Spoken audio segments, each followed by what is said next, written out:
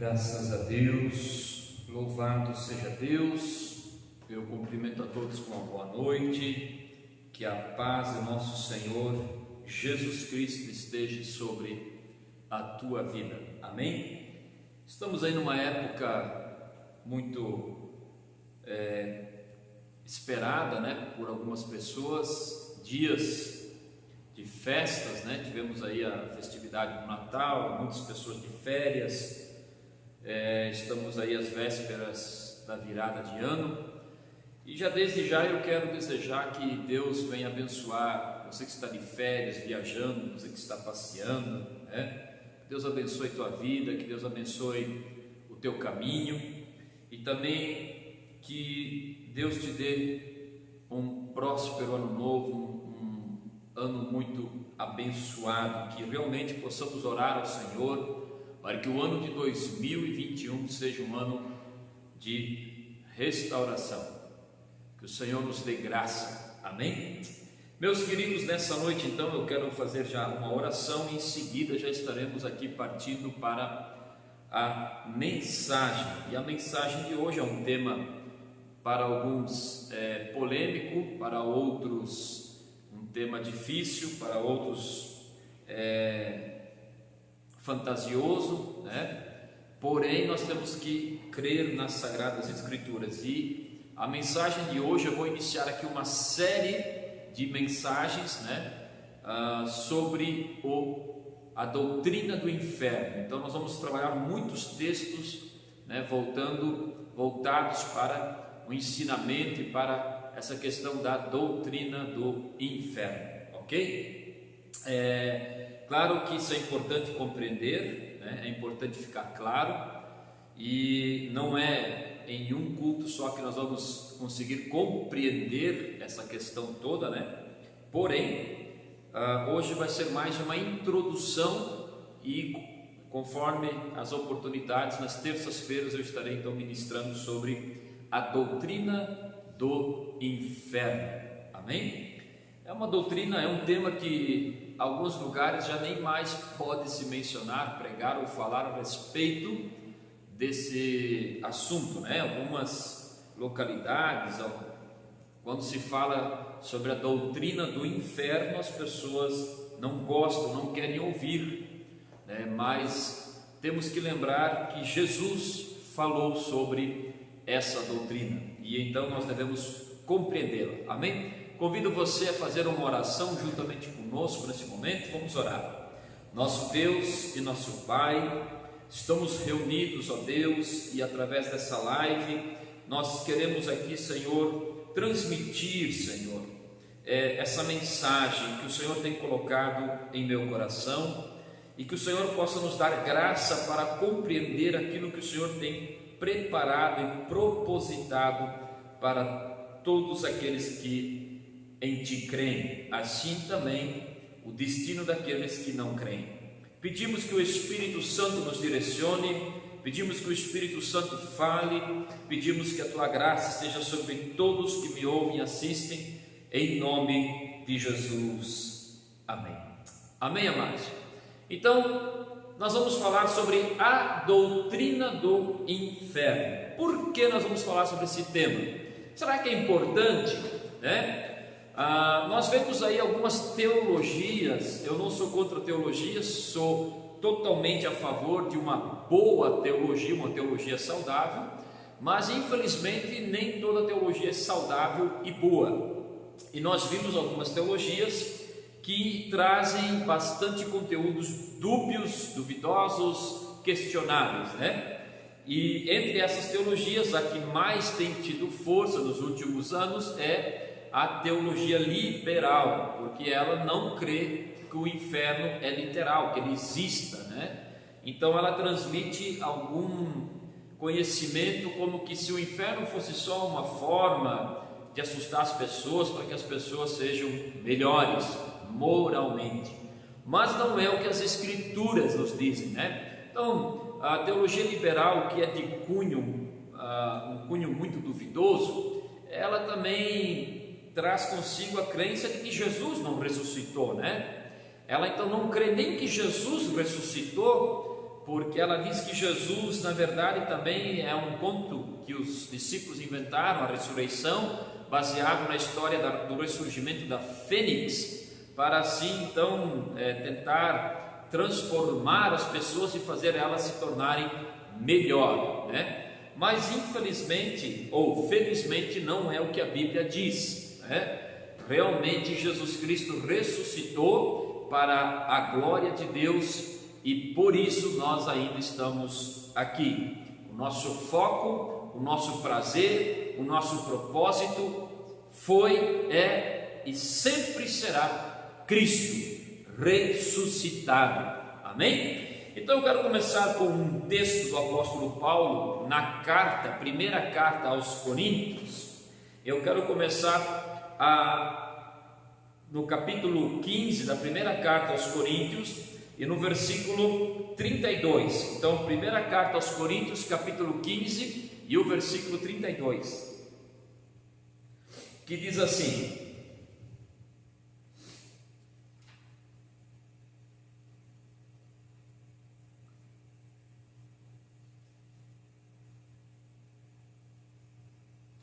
E se não haverá ressurreição dos mortos, de que me adiantou ter lutado contra feras, isto é, aquela gente de Éfeso?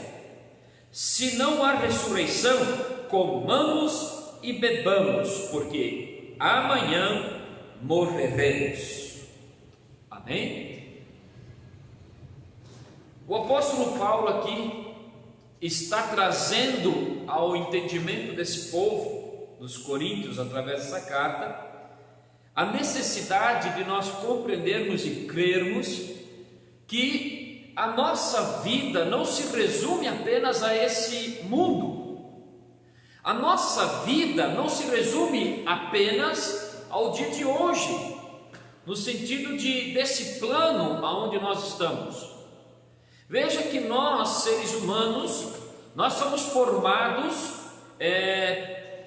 por dois tipos de vida, que na verdade são um só, né? Mas nós temos vida biológica, que é o nosso corpo, mas nós também temos dentro desse corpo uma vida não biológica, que é a nossa alma, o nosso espírito. Sendo assim, é importante nós compreendermos que a alma não vive sem o corpo, aqui, nesse plano, nessa terra, nesse mundo. Assim como o corpo não vive sem a alma, aqui, nessa terra, nesse plano. Ou seja, o que Paulo está dizendo é o seguinte: se não há ressurreição, se não houve ressurreição, primeiramente de Cristo, então todo o cristianismo está embasado em uma mentira. Então não há lógica ser cristão, acabou o cristianismo. Se Jesus não ressuscitou, conforme as escrituras dizem, e não só as escrituras, também paralelo às escrituras existem outros relatos, né? Por exemplo, historiadores, um dos mais famosos é o Flávio Joséfo, né? Que era um judeu, historiador da época, e narram a história desse homem chamado Jesus, e que esse homem chamado Jesus, ele existiu, ele nasceu, ele pregou, ele peregrinou e ele também foi crucificado, sepultado, né? E agora entra a questão da fé. Somente quem tem fé poderá crer que de fato ele ressuscitou. Mas existem provas bíblicas, né, que nos permitem crer tranquilamente na ressurreição de Cristo e pelas coisas que ele ainda opera na vida da igreja nos dias de hoje. Ele transforma vidas, ele ainda muda corações, ele abre portas, ele ainda faz milagres. Isso tudo baseado na fé das pessoas. Amém? Por que isso é importante entender então? Porque Paulo está dizendo, além de afirmar que Cristo havia ressuscitado, de crer na ressurreição de Cristo, por exemplo, na carta aos Romanos, Paulo usa muito a ênfase, a palavra em Cristo. Além de nós Paulo ter essa preocupação de mostrar o porquê que era necessário Cristo sofrer, padecer e descer à mansão dos mortos, ressuscitar no terceiro dia. Ele mostra em suas cartas, muitas vezes, como aos Colossenses, que isso tinha que acontecer, assim como ele também está aqui falando aos Coríntios. Então, não só a ressurreição de Cristo tem que ser crida e compreendida, mas também a nossa ressurreição, ou seja, a ressurreição de todos aqueles que em Cristo creem. Isso é fundamental. Essa é uma promessa e uma esperança que o verdadeiro cristão, que tem uma fé viva na pessoa de Cristo, que está em Cristo, carrega em seu coração. Ele não negocia isso, ele não vende isso, ele não abre mão dessa verdade. Enquanto alguns, a esperança deles está apenas nessa terra, nessa vida, e Paulo diz: se nós cremos em Cristo somente nessa vida, somente para esse tempo, para essa terra, para o tempo que estamos peregrinando aqui nessa terra, nos tornamos os mais miseráveis de todos os homens. Por quê? Porque a obra de Cristo afeta a nossa vida aqui, mas também afeta a nossa vida na eternidade. Só que quando Paulo diz assim, se não há ressurreição, o meu trabalho é em vão. E aí Paulo usa essa frase, que essa frase já era hábito entre os judeus, era conhecida entre os judeus: comamos e bebamos, porque amanhã vamos morrer. Então ele usa essa frase em que sentido? Se não há ressurreição dos mortos, se não há vida eterna, se não há céu e se não há inferno, comamos e bebamos, porque amanhã morreremos. Quer dizer, nada faz sentido. Nada faz sentido. Nada pode satisfazer o homem. Nos tornamos meros seres descontrolados. Nada, se não há ressurreição, se não há céu, se não há recompensa ao cristão, se não há um inferno, justiça, juízo, condenação, se não há eternidade, então não há também justificativa ou sentido de nós sermos bons, porque fora de Cristo não temos padrão para ser bom. Somos iguais aos animais, a diferença é que pensamos. Somos apenas um coletivo de vida biológica que está agindo por instinto. Mas o problema é que nós não somos formados apenas de vida biológica, porque em alguns casos as pessoas simplesmente morrem, e aquele corpo biológico está lá completo, não falta nada. E por que ele não está vivo? Porque o que o mantinha vivo já saiu, que é a vida não biológica, ou seja, a nossa alma. Então, eu quero que você comece a pensar nesse sentido e se preocupar que o que Paulo está ironizando aqui, ele não está afirmando isso, ele está ironizando, no sentido de que se preocupe sim. Você tem uma alma dentro de você, e se você for um cristão fiel a Cristo, você terá recompensas. E ele diz que essas pequenas tribulações que nós passamos aqui, ou essas grandes tribulações, não se comparam com a glória que está no porvir. Isso é maravilhoso, isso é lindo, isso é a base da nossa esperança. É a nossa esperança, meu querido. Amém? Então, da mesma forma, nós temos que nos preocupar que existe sim o inferno, E não hoje, mas mais para frente, em outro sermão, nós vamos identificar as 4 palavras e os seus contextos que a Bíblia usa para falar sobre inferno, que é Hades, no sentido de reino, Seol, no sentido de sepultura, o mundo dos mortos, Geena, no sentido de destruição, aniquilação eterna, e Tártaro, que também é uma palavra usada pelo apóstolo Pedro para se referir à questão do inferno, a segunda morte. Então, a pergunta que hoje nos vem ao entendimento é: por que a crença no inferno é fundamental? Veja, as pessoas acreditam em profecias, as pessoas acreditam em milagres, as pessoas acreditam em prosperidade, as pessoas acreditam que elas são, isso é heresia, mas as pessoas acreditam que são o centro do coração de Jesus. É heresia isso, mas as pessoas acreditam. Nós estamos vivendo uma fase tão evidente como nunca antes na história da igreja, que diz o seguinte: os últimos dias se levantarão falsos profetas, e esses falsos profetas trarão mensagens que serão gostosas ao ouvido de quem os ouve.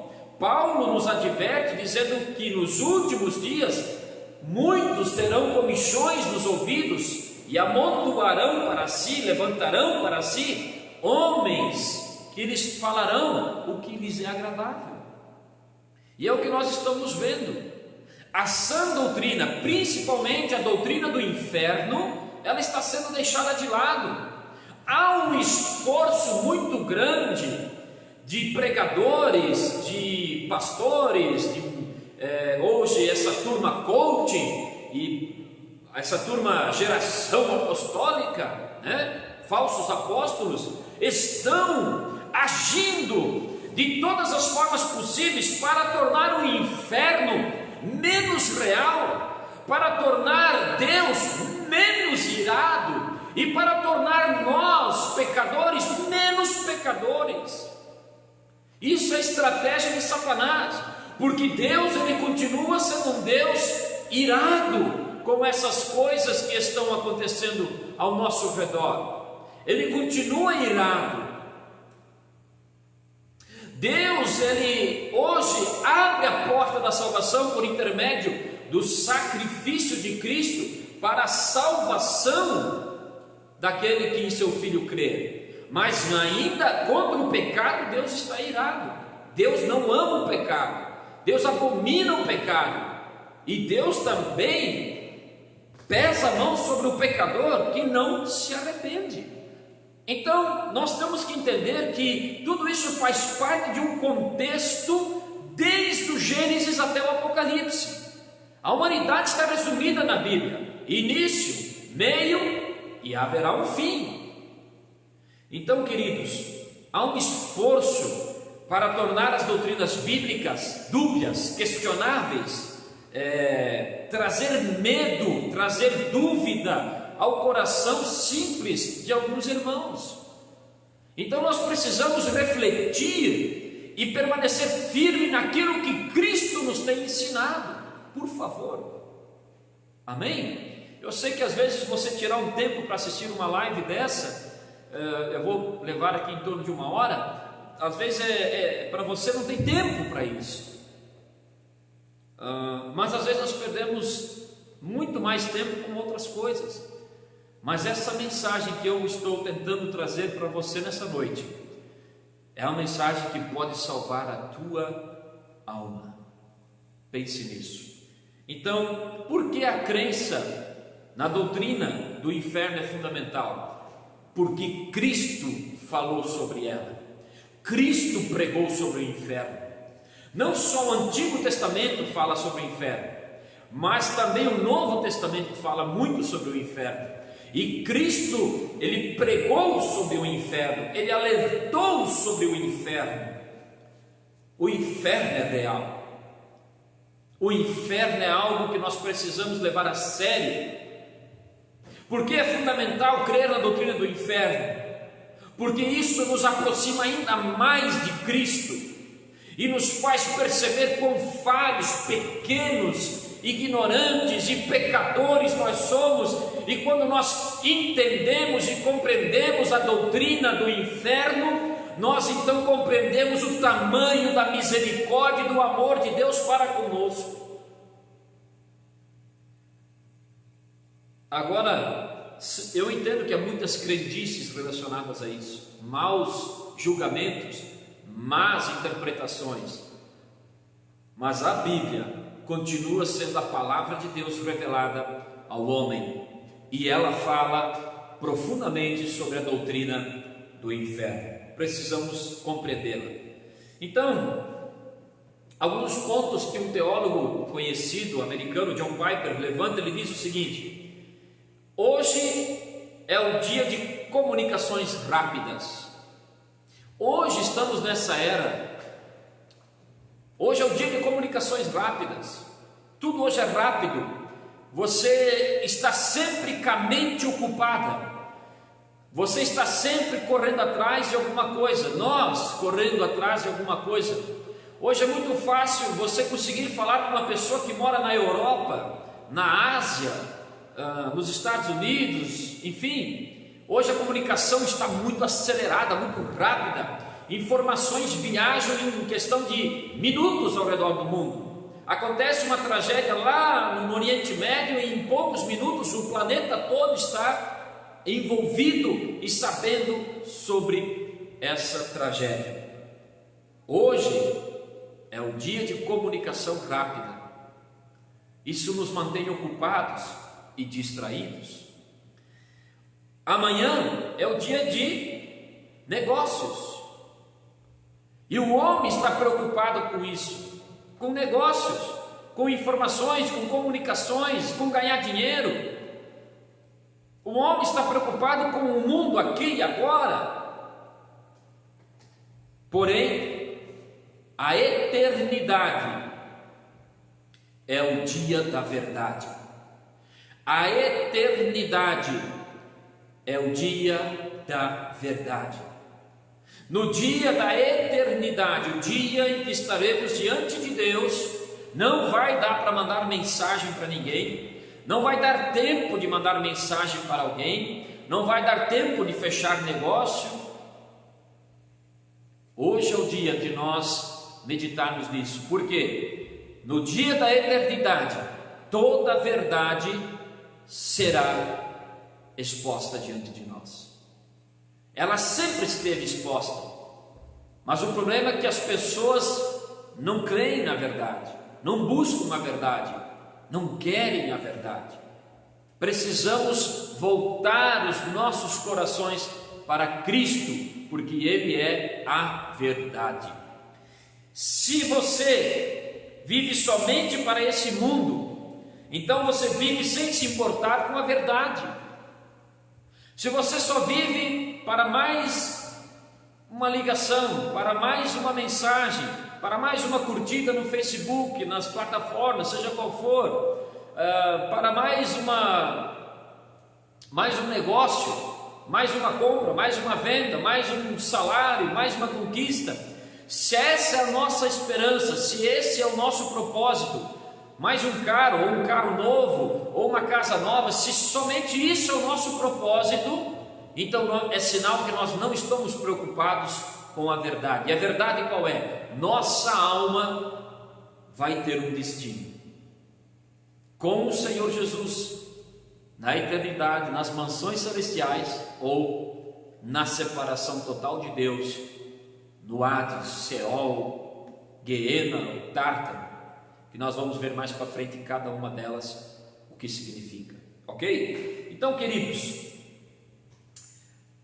Paulo então diz: comamos e bebamos, se não há ressurreição, se não há verdade, se não há céu, se não há inferno, comamos e bebamos, porque amanhã morreremos.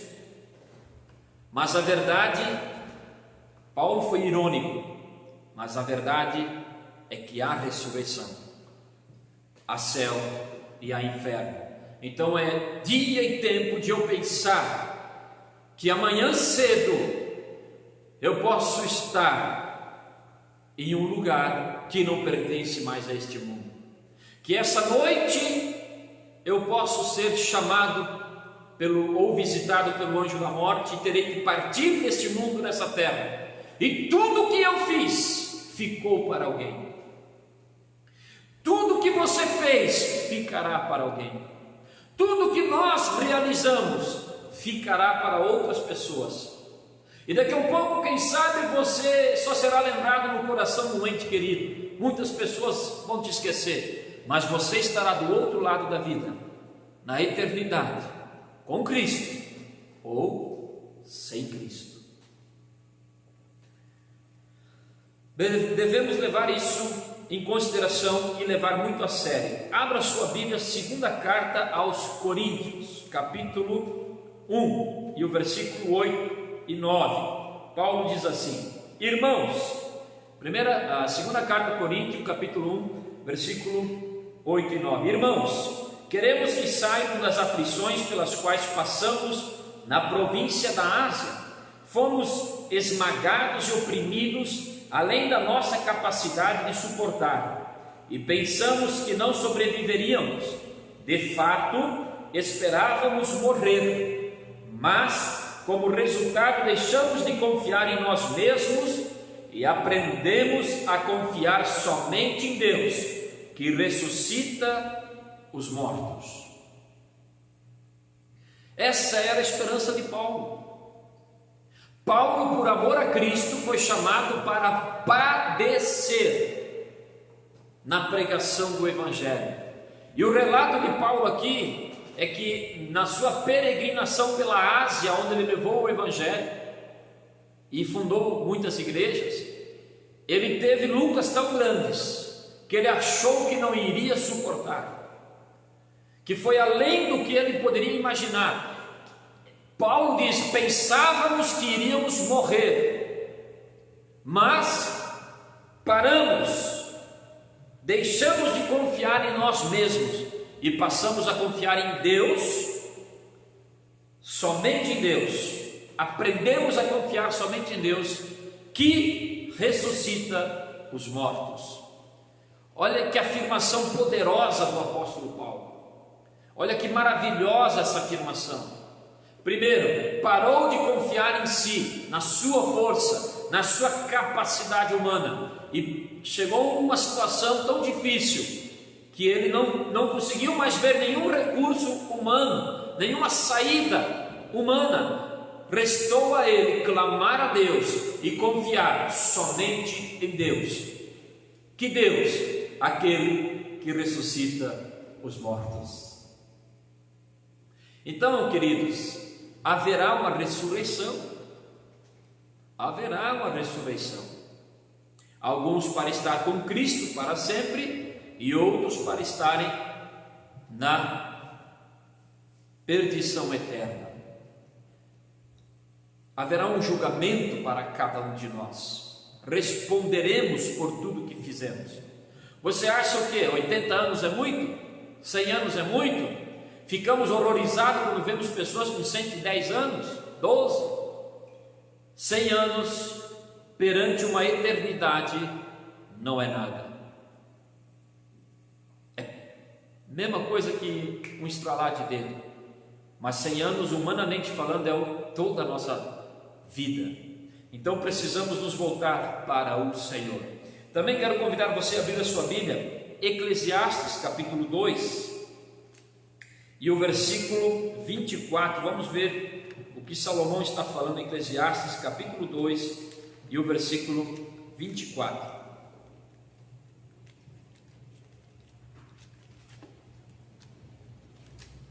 Logo depois do livro de Provérbios, você acha Eclesiastes.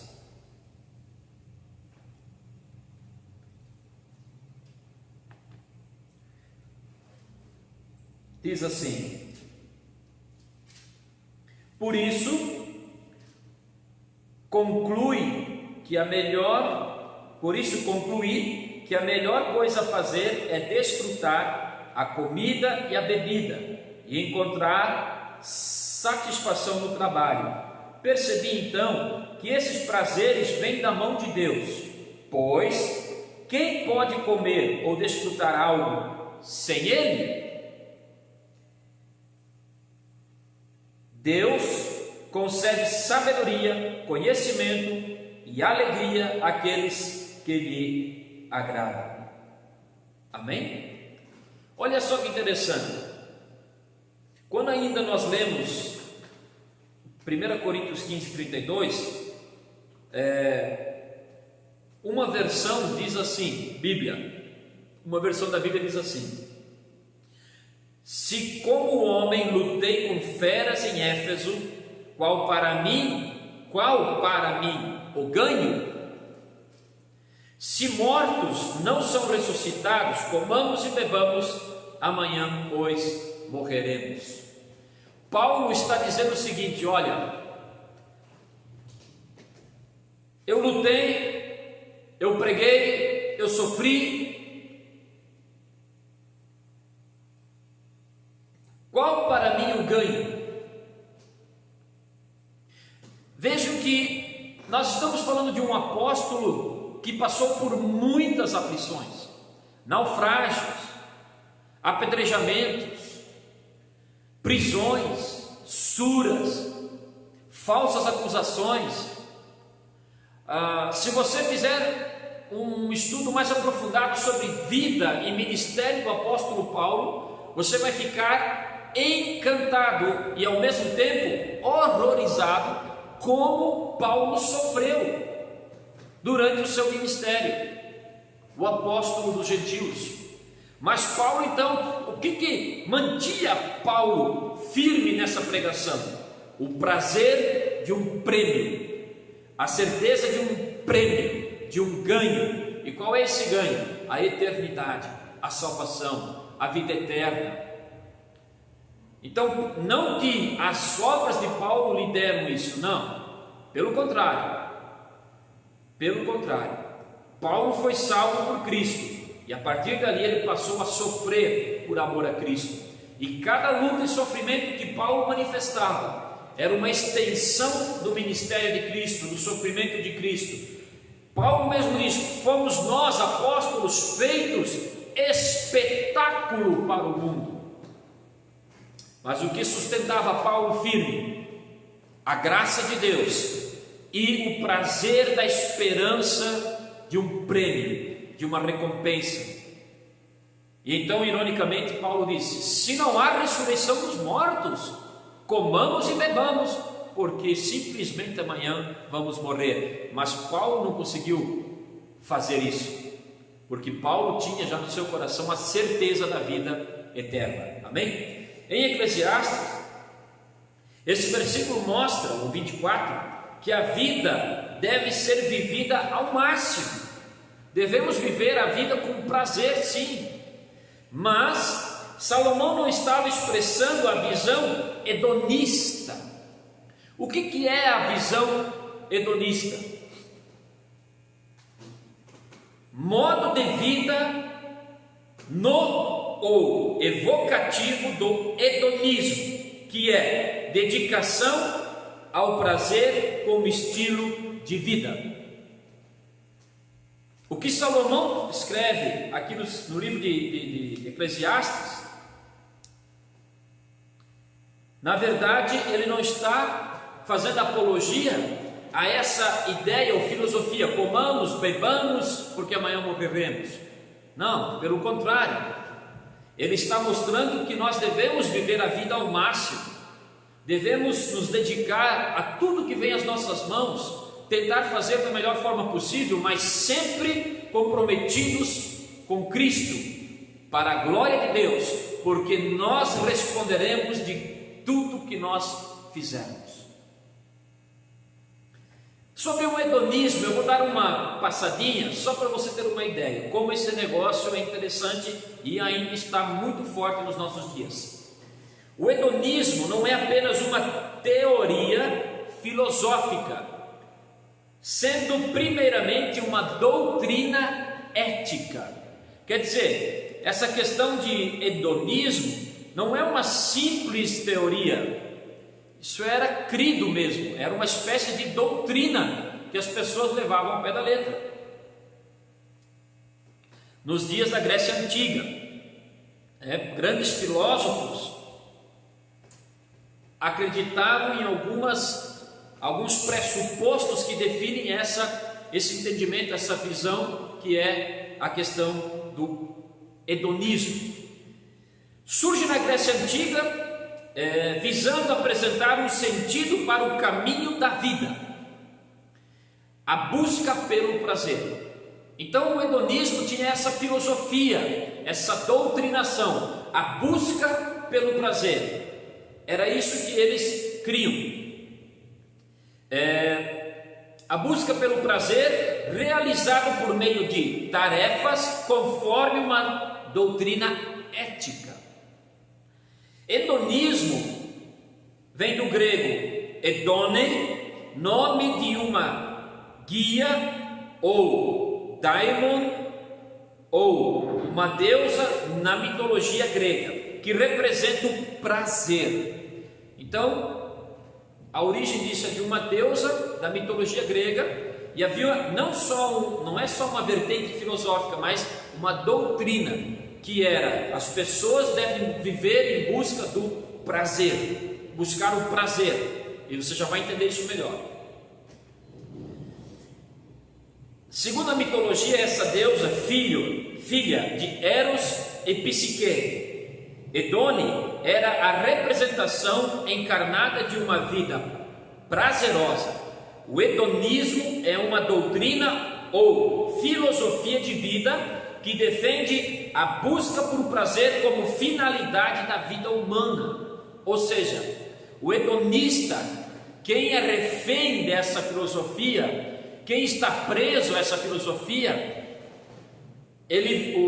as ações dele, a construção do ser dessa pessoa está a visão de mundo está em buscar o prazer, com o propósito final de quê? Felicidade.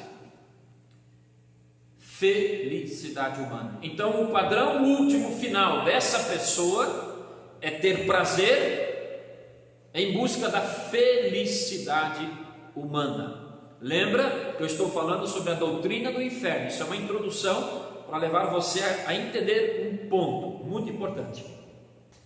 De uma forma bem resumida aqui, tipos de hedonismos que existem hoje, que existiram, alguns que existem hoje ainda. Hedonismo cirenaico, forma pura e simples da ideia de hedonismo, defendida por Arístipo de Cirene. Então, se você quiser se aprofundar um pouco mais, pesquisa aí, hedonismo cirenaico, você vai ter todo o contexto. Mas é a forma mais pura da ideia do hedonismo: viver em busca do prazer com o final, propósito final da tal felicidade. Outro hedonismo, o hedonismo epicurista. Esse é um pouco mais interessante. É um tipo ele vem de um filósofo antigo, Epicuro, e é um tipo de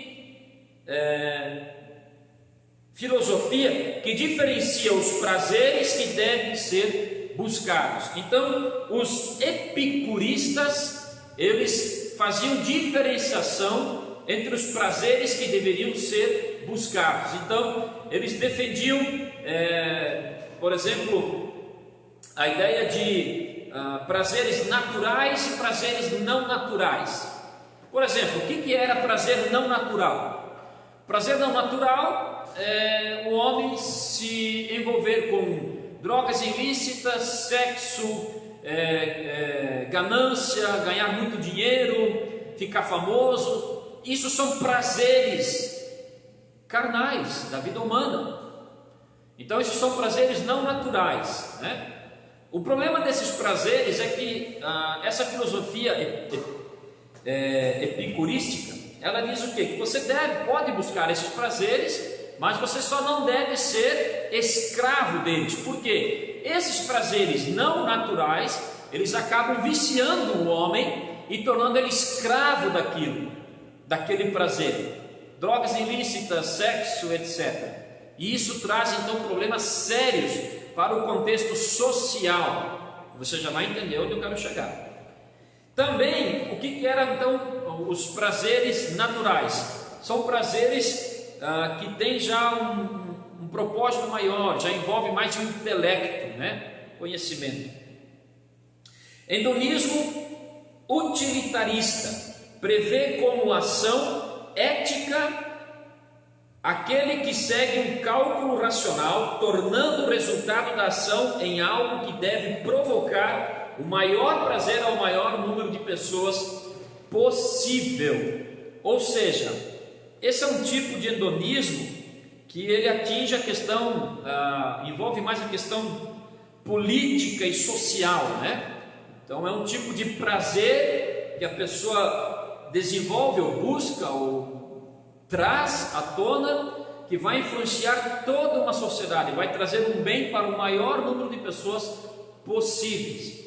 Lembra que nós estamos falando de visões filosóficas de uma forma bem resumida, até por causa do tempo.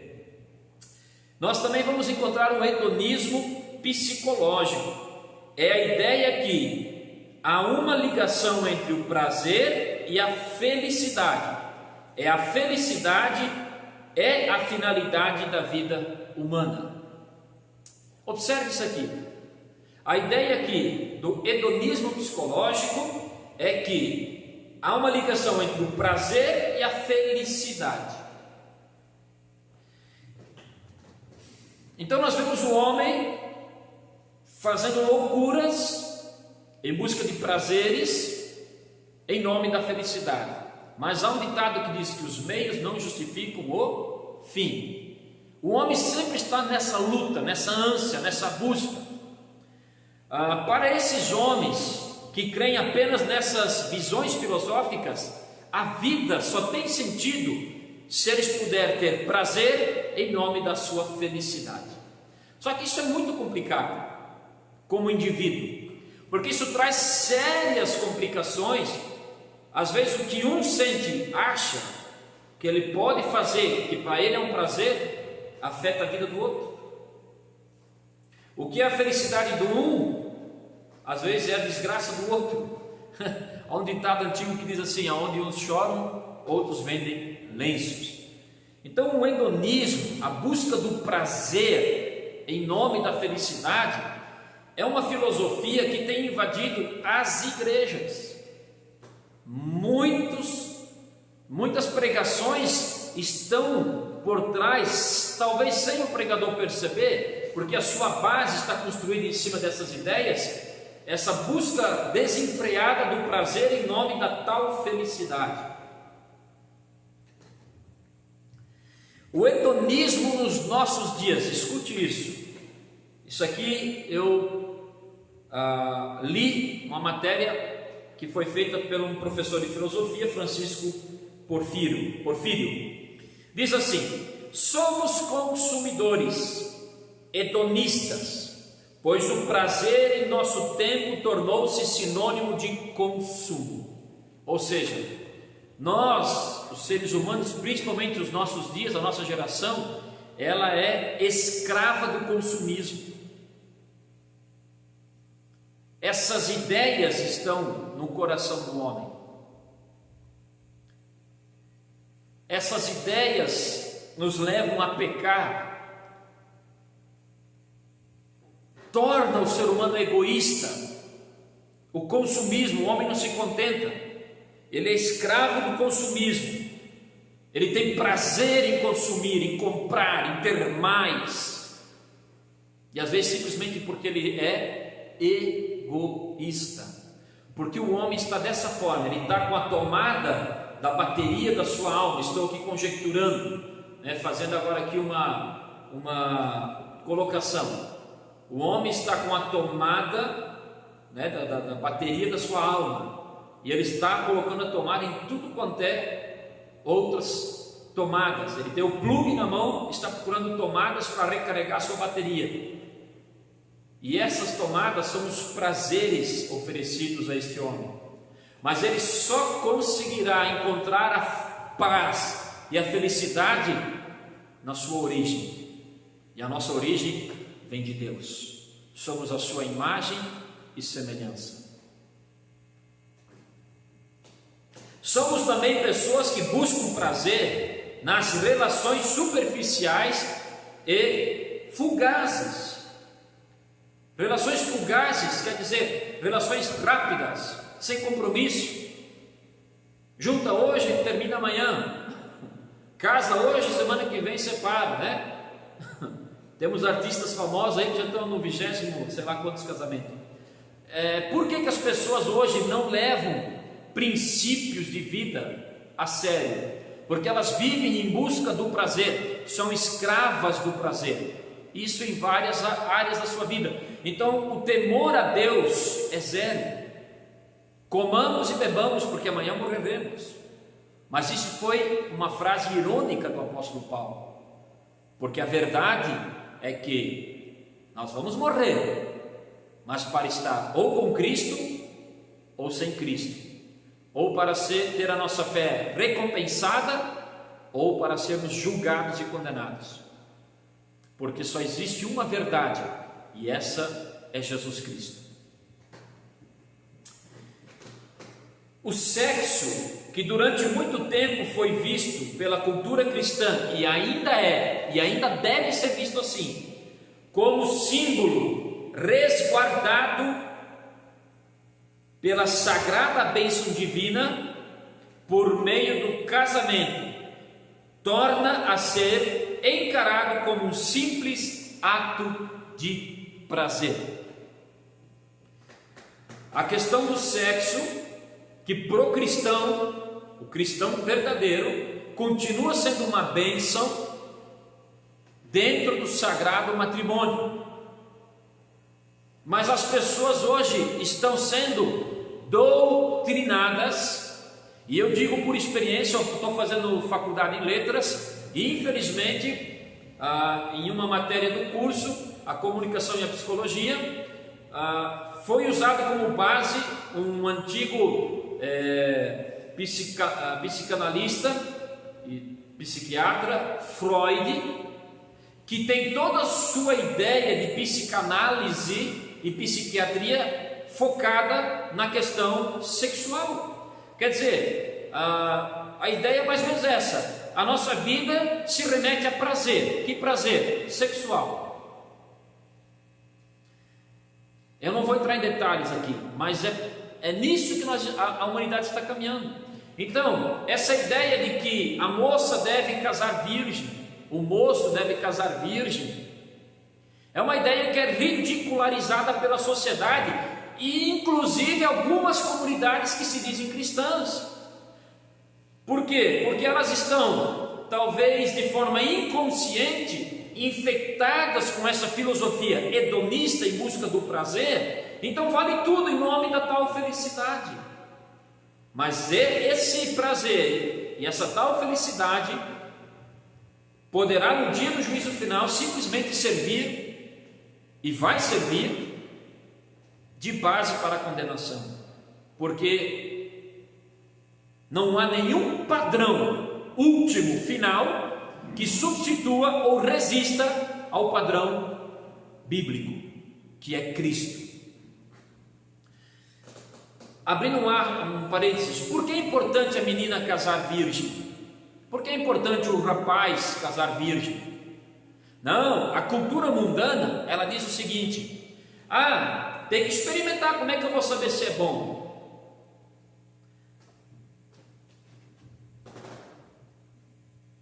Como casal, a única experiência de vida que eles têm é entre os dois.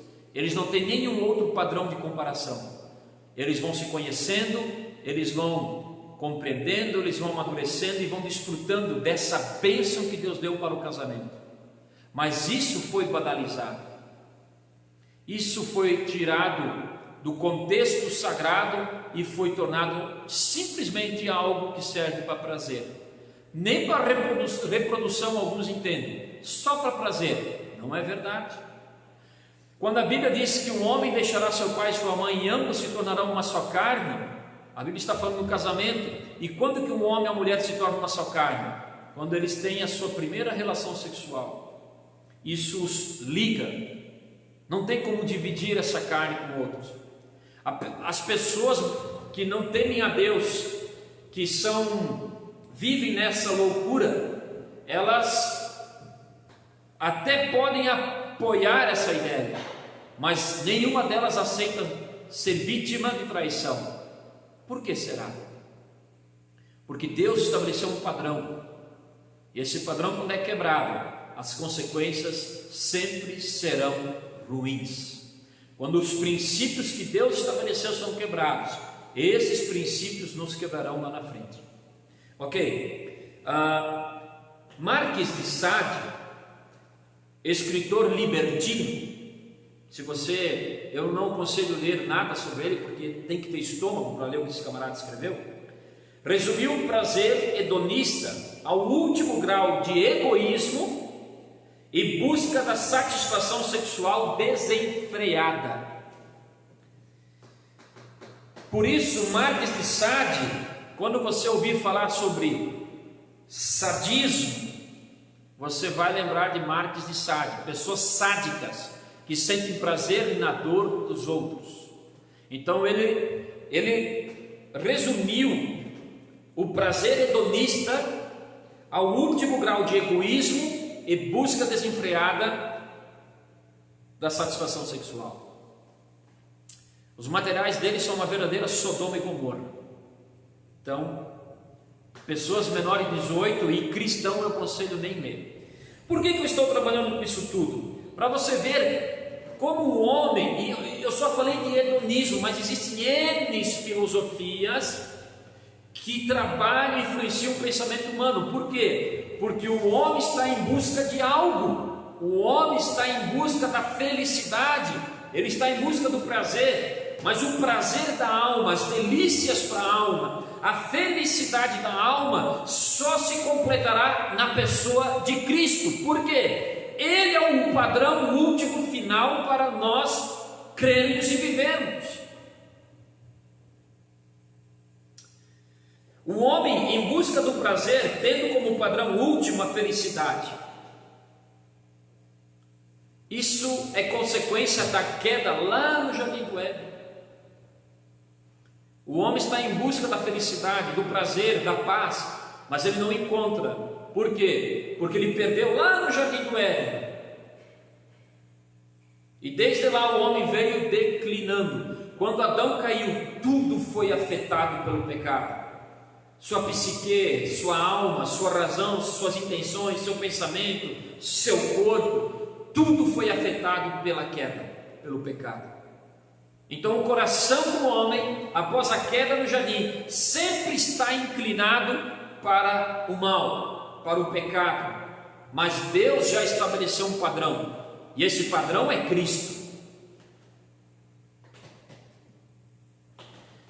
Esse padrão é que se torna o real estado do homem, agora longe do seu Criador, que é esse padrão hedonista, a busca pelo prazer em nome da felicidade, mas não tem limites. Então o hedonismo ele permite a pessoa ter prazer nas drogas, nos entorpecentes, no sexo, no adultério, a questão, todo tipo de lascívia, todo tipo de questão sexual, homossexualidade, enfim. Leia o capítulo 1 do livro de Romanos, a partir do versículo 18. O que Deus fala é que Ele entregou os homens às suas paixões, aos seus prazeres. E por quê? Porque o homem decidiu viver ignorando Deus. O homem, no geral, no contexto geral, tirou Deus da equação. Ele preferiu viver sem Deus, sabendo quem é Deus.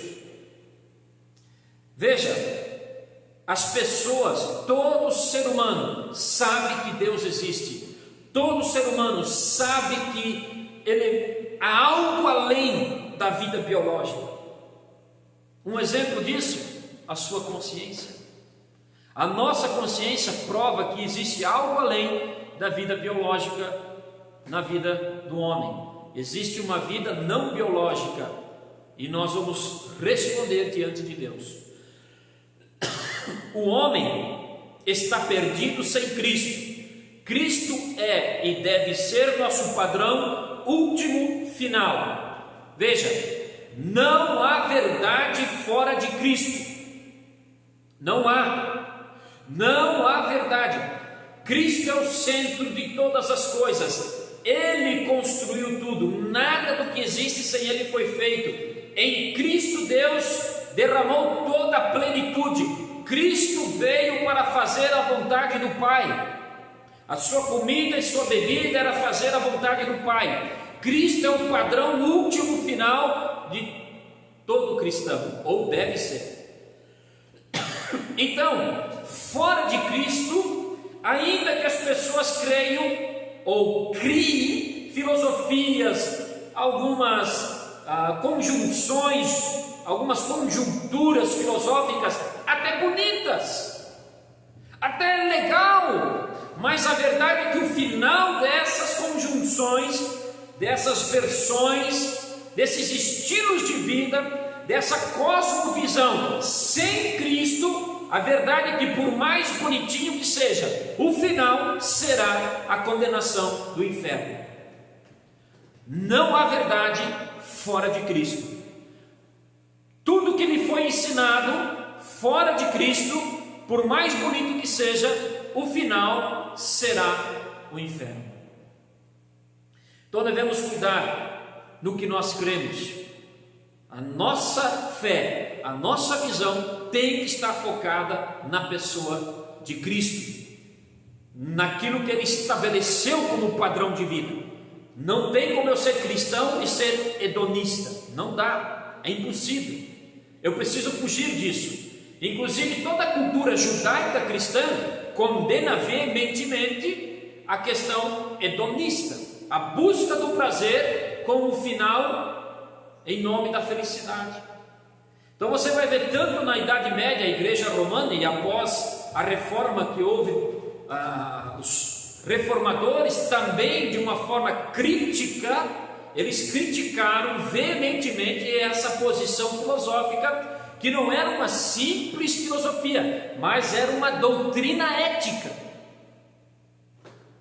que influencia a vida das pessoas até hoje, e muito nos nossos dias, dentro daquilo que eu acabei de falar: consumo desenfreado, as pessoas são escravos do consumismo, e a questão sexual, o prazer, o egoísmo do homem e o prazer sexual desenfreado, em busca da felicidade.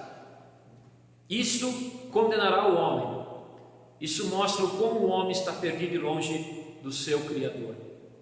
No Éden, Adão era feliz. No Éden, Adão tinha 100% de livre-arbítrio. Sua felicidade estava no seu Criador. No Éden não havia esses prazeres que hoje nós observamos na prática de muitas pessoas que agem segundo a concupiscência dos seus olhos, segundo os desejos do seu coração. Mas o homem, lá no Éden, infelizmente caiu. O homem perdeu o paraíso. O homem perdeu sua intimidade com o seu Criador. Ele perdeu o paraíso, entrou o pecado, houve a queda, a morte e a separação de Deus. Então, quando o homem cai, algumas pessoas dizem assim: poxa, por que eu tenho que ir para o inferno se o pecado foi de Adão e Eva? Então nós temos aqui um paradoxo. Mas eu digo para você o seguinte: primeiro, se você acha que você consegue vencer o pecado, se nós acharmos que somos melhores do que Adão, é simples, é só parar de pecar. A partir de hoje não pequemos mais, nem em pensamento, nem em palavra, nem em atitude, nem em busca de prazeres em nome da felicidade. Paremos de pecar. Nós não conseguimos, porque nós também temos a mesma fraqueza que Adão teve.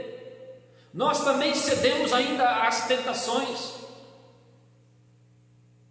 A tentação de falar mal de alguém, de mentir, de caluniar, tudo isso é pecado. E existem pecados que são mais graves, suas consequências são mais graves. O homem não consegue mais se inclinar para Deus sem ser convencido pela ação do Espírito Santo. Por quê? Porque lá nos Colossenses Paulo diz: vós estavas mortos nos nossos prazeres e pecados. Nós estávamos mortos, sim, nas nossas paixões, nos nossos prazeres, nos nossos pecados. Um morto não consegue voltar à vida sozinho. Quando Adão caiu, quando Adão pecou, ele caiu da graça, ele caiu da presença de Deus. Deus havia dito que se ele comesse de um fruto que Deus havia colocado no meio do jardim, que tinha o conhecimento do bem e do mal, ele iria morrer. Mas Deus não disse que a morte seria instantânea no sentido físico, biológico, mas no sentido espiritual. Adão morreu na mesma hora que ele pecou. E o mais incrível disso é que quando Deus se aproxima do jardim e questiona Adão, quando Deus chega no jardim, ele questiona, chama Adão, como era o costume de Deus, vir e conversar com Adão. Adão e Eva já tinham pecado, já tinham caído, e eles se esconderam porque tiveram medo da voz de Deus. E quando Deus questiona ele: Adão, aonde tu estás? Adão responde: olha, eu ouvi o Senhor, tive medo, me escondi porque eu estava nu. E aí Deus diz para ele: quem te disse que tu está nu? Porque até então Adão, como ele era santo, ele não havia pecado. Antes dele cair, ele e Eva caírem, ele era santo, ele não havia pecado, ele não conhecia o mal. Mas agora, por ele desobedecer a ordem de Deus, a lei de Deus, a revelação de Deus, ele ouviu a ordem de Deus. Deus havia dado uma ordem, uma lei: não coma desse fruto. Adão desobedece essa ordem, Adão desobedece essa lei, e o que acontece? Imediatamente o pecado entra, e Adão agora cai da graça. E quando Deus questiona ele, ele diz: olha, foi a mulher que tu me deste. Ele aponta para a mulher, mas ele está culpando Deus, dizendo: foi a mulher que o Senhor me deu. Por quê? O pecado já estava ali. O pecado afetou a mente, a alma, o intelecto, a psique, o coração, as intenções. O pecado afetou tudo.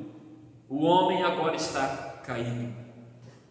Bem, se você abrir a sua Bíblia em Gênesis, você vai perceber no capítulo 2 de Gênesis, você vai perceber no capítulo 2, e do versículo 4 ao 8, Deus colocando o homem no jardim do Éden.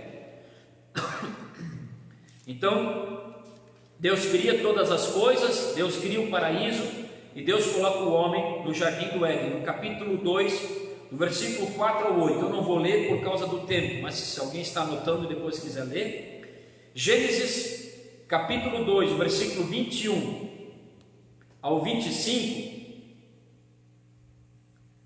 Deus traz então para Adão a sua esposa. Deus cria Eva, bota o casal no jardim do Éden. Deus revela a sua verdade. Deus dá uma ordem para Adão. No capítulo 2, no versículo 15 a 17, Deus disse: nessa árvore não toca. Não toca nessa árvore. Porém entrou o pecado. No capítulo 3 de Gênesis, do versículo 1 ao 6, Eva é tentada, come do fruto que Deus havia proibido. Adão também cai e come do fruto que Deus havia proibido. Do capítulo 3, do versículo 7 ao 13, vemos a queda do homem. Como o homem imediatamente culpa Deus, culpa Eva, Eva culpa a serpente. Em nenhum momento Adão disse: Senhor, me perdoa, estou arrependido. Não. Além disso, veio então a primeira morte no jardim do Éden. A Bíblia diz que Deus, no capítulo 3, do versículo 13 ao 21, lá no 21, Deus mata um animal, e da pele desse animal Deus faz roupas decentes para Adão e Eva. A primeira morte entrou por causa do pecado.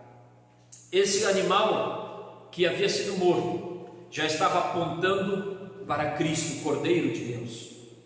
Essa pele já representava a cobertura de justiça e santificação que agora o homem precisaria ter em Cristo, através da graça, para ser salvo. E então vem o salário, a separação. O homem perde o paraíso. Gênesis capítulo 3, versículo 22 até o 24. O homem agora perde o paraíso. Ou seja, agora o homem que Deus havia criado perfeito, em um lugar perfeito, que tinha 100% de livre-arbítrio, ele cai, ele desobedece a Deus. A sua desobediência trouxe o pecado. Agora ele conhece o bem e o mal, porque antes ele não conhecia o mal, só o bem, mas agora ele passa a conhecer o bem e o mal. E então o homem, por desobedecer a Deus, é expulso do jardim. E Deus diz: agora tu vai trabalhar, tu vai plantar, tu vai colher, tu vai plantar, mas a terra vai produzir abrolhos e espinhos. Por causa de ti, Adão, toda a terra foi amaldiçoada. Toda a terra foi amaldiçoada. O pecado é muito sério. E agora Deus está ofendido, porque Deus é santo, e a santidade de Deus foi ofendida.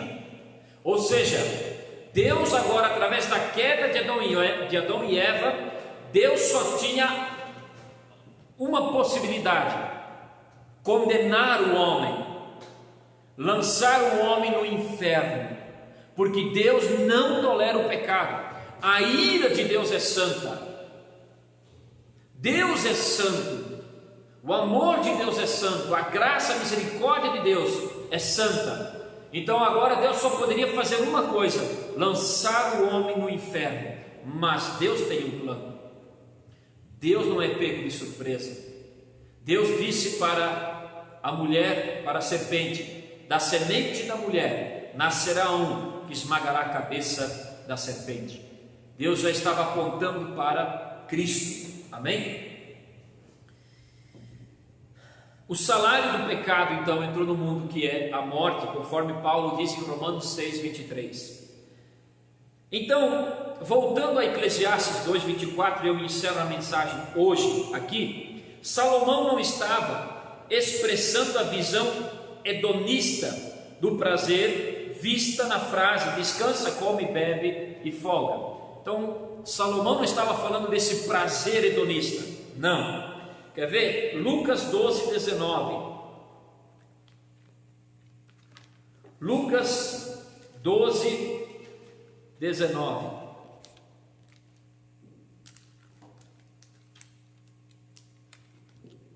O texto diz assim, ó: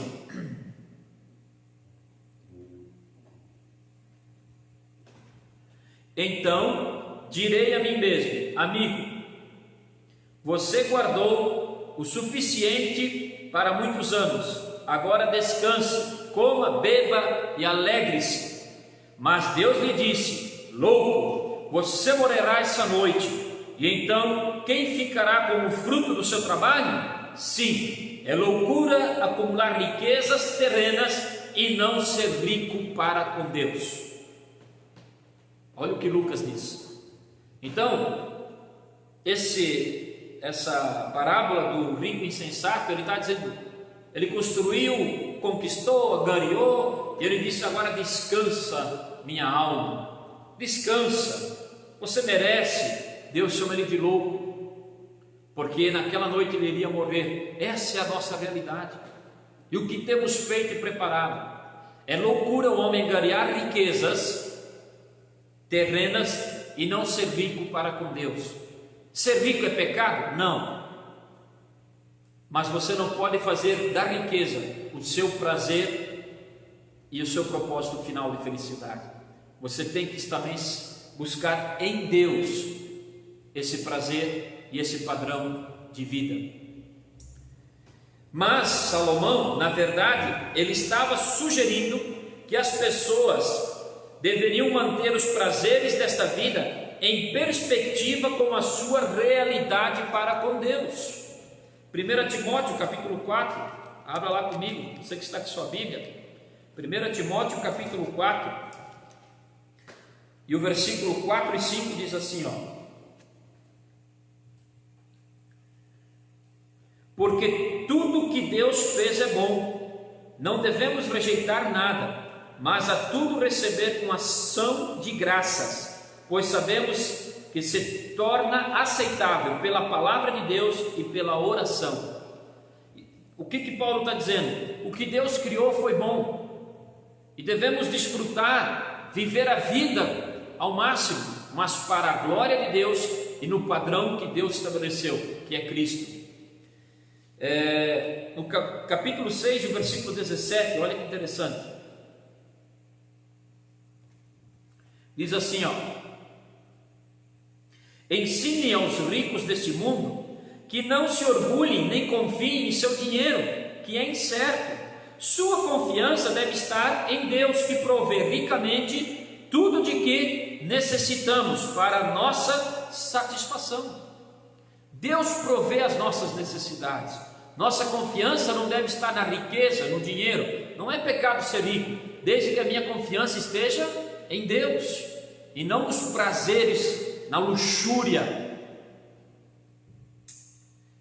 E para encerrar, livro do apóstolo Tiago, carta do apóstolo Tiago, aliás, capítulo 4, eu encerro aqui, hoje.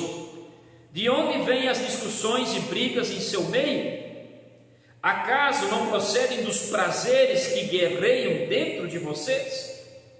Querem o que não têm e até matam para consegui-lo. Invejam o que outros possuem. Lutam e fazem guerra para tomar deles, e no entanto não têm o que desejam, porque não pedem, e quando pedem não recebem, pois seus motivos são errados, pedem apenas o que lhes dá prazer. Amém? Infelizmente essa é a realidade do homem. Então o homem caiu, e ele está em busca da felicidade, dos prazeres, mas ele não encontra isso nas coisas deste mundo, porque nós temos vida biológica, mas também vida não biológica. Nosso padrão último final deve ser Cristo, e nele devemos crer. Como Paulo disse, se não há ressurreição, se não há vida após a morte, comamos e bebamos, porque amanhã morreremos. Mas essa foi uma ironia de Paulo, porque a verdade é que nós vamos estar diante de um justo juiz, um Deus poderoso, e vamos prestar conta da nossa vida.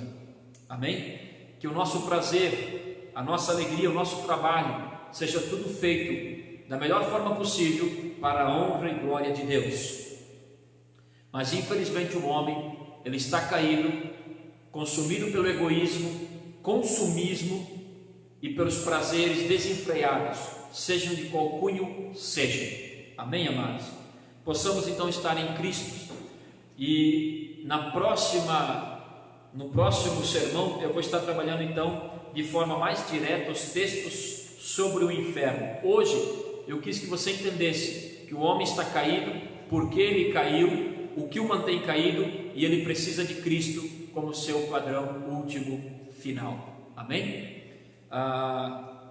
O pecado entrou por um homem, Adão, mas também somente por um homem o pecado saiu, por Jesus Cristo. Então, assim como não é, alguns dizem, mas eu vou para o inferno porque Adão pecou. Não, você vai para o inferno porque você pecou. Mas você também pode ser salvo e ir para o céu, se você crer em Jesus Cristo, porque Ele foi inocente, Ele não pecou, mas morreu na cruz para nos salvar, para aplacar a ira de Deus. Deus estava irado, Deus estava muito irado com o homem, mas Ele acalmou a ira de Deus através do seu sacrifício e nos reconciliou com Deus. Porém, o inferno é justo para quem for para lá. Amém? Deus abençoe. Eu quero orar por você nesse momento. Fecha os teus olhos, vamos falar com Deus. Nosso Deus e nosso Pai, demos início ao ensinamento que nos levará a entender a doutrina do inferno.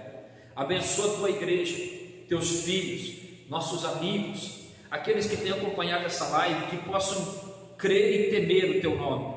Que não viemos nós ter um coração hedonista, voltado à busca dos prazeres em nome da felicidade, mas que possamos ter um coração transformado pelo Espírito Santo, perdoado, cheio de graça, voltado para a glória de Deus.